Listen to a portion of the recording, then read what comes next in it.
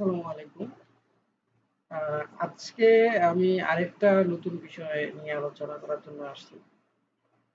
Corona নিয়ে আসলে আমাদের দুশ্চিন্তা এখনো আছে।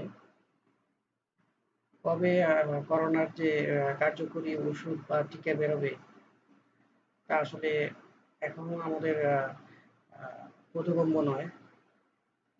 আমরা অনেক খবর পাচ্ছি যে হয়তো দ্রুতই আমরা ওষুধ এবং টিকা হাতে পাবো। কিন্তু তৃতীয় বিশ্বের আ উন্নয়নশীল দেশ হওয়ায় বাংলাদেশে আসতে, আসতে হয়তো আরো ১-২ বছর সময় লাগতে পারে যদি এখনো ওষুধ তৈরি হয়।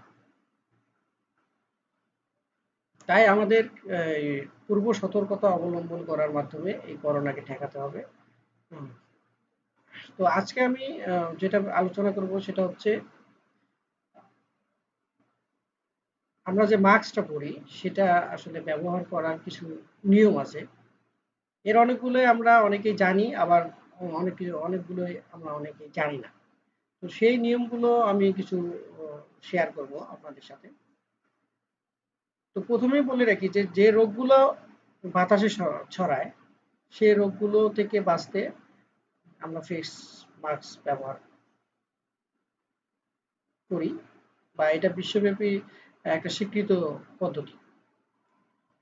তো ফেস মাস্ক ব্যবহার করতে হলে এর কিছু পদ্ধতি আছে বা নিয়ম আছে, যেগুলো আমরা অনেকেই আ আসলে ঠিকভাবে ফলো করি না। তো ১ম এই আমরা দেখি যে সার্জিক্যাল যে মাস্কটা আছে, সার্জিক্যাল মাস্ক, এই মাস্কটা ব্যবহার করা সবচেয়ে ভালো।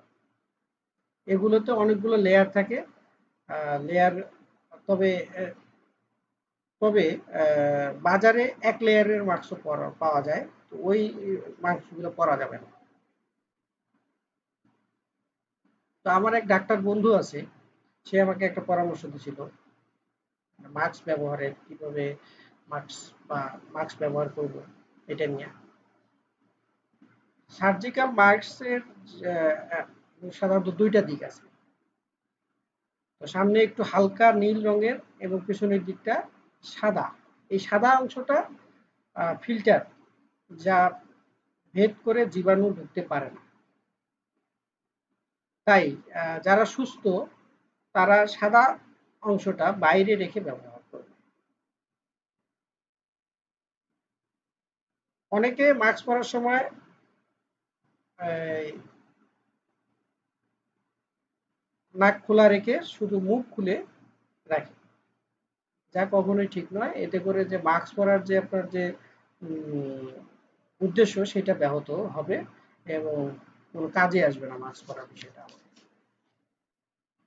সেক্ষেত্রে আমরা কি করতে পারি? সেক্ষেত্রে আমরা অবশ্যই উপরের যে একটা মেটাল অংশ থাকে সেটা নাকের সঙ্গে চেপে এবং নিচের অংশটাকে থুতনির নিচে দিয়ে নিয়ে উভয়েই ঢেকে রাখতে হবে।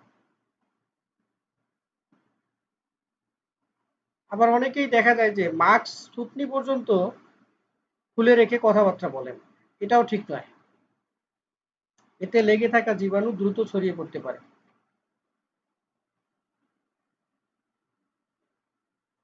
আরেকটা বিষয় যেটা হচ্ছে একই মাস্ক দীর্ঘদিন ব্যবহার করা উচিত নয়। দীর্ঘদিন ব্যবহার করলে এখানে এই জীবাণু সংক্রমণ হয়ে আপনার অন্যান্য রোগ হতে পারে। করোনা না হলেও অন্যান্য রোগ হওয়ার সম্ভাবনা আছে। আর যে সুতির কাপড়ের যে মাস্ক, যেগুলো ইউজ করা যায় এগুলো ব্যবহার আপনি করতে পারেন। এগুলো কয়েকবার ইউজ করা যায়। মাস্ক পরার আগে অবশ্যই একটা বিষয় আপনাকে খেয়াল রাখতে হবে, হাত মুখ ভালো করে ধুয়ে নিতে হবে। অনেকেই আছে যে মাস্ক পরার পর বারবার হাত দেয়। তো এই হাত দেওয়াটা বিরত রাখতে হবে। এভাবে যদি আপনি মাস্ক ব্যবহার করেন তাহলে করোনা ঠেকানো সম্ভব এবং করোনা থেকে আমরা মুক্ত হব। ধন্যবাদ সবাইকে।